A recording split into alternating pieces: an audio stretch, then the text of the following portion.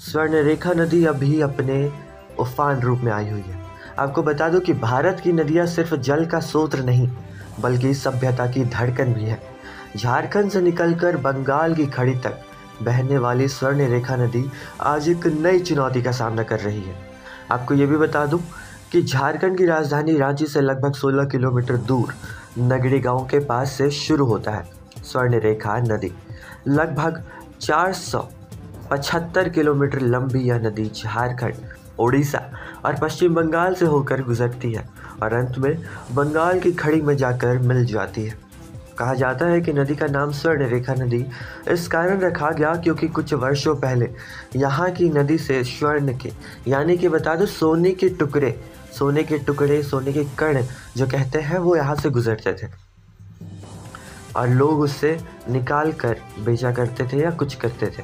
लेकिन आज यही स्वर्णरेखा नदी अपनी लहरों में संघर्ष कर रही है।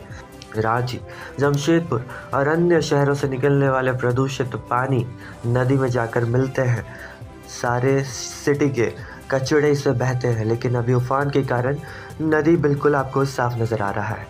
कभी स्वच्छ और निर्मल बहने वाला पानी नदी अब प्रदूषित और कचरा से भरा रहता था, जो कि इस उफान में साफ हो गया है। इस उफान के पहले अक्सर यहाँ पे लोग नहाने आया करते थे, लेकिन अब यह नदी बहुत ही भयावह बन चुका है। इस नदी में जाना तो दूर, कोई सोच भी नहीं सकता कि कितना गहरा और कितना भयानक नदी हो सकता है।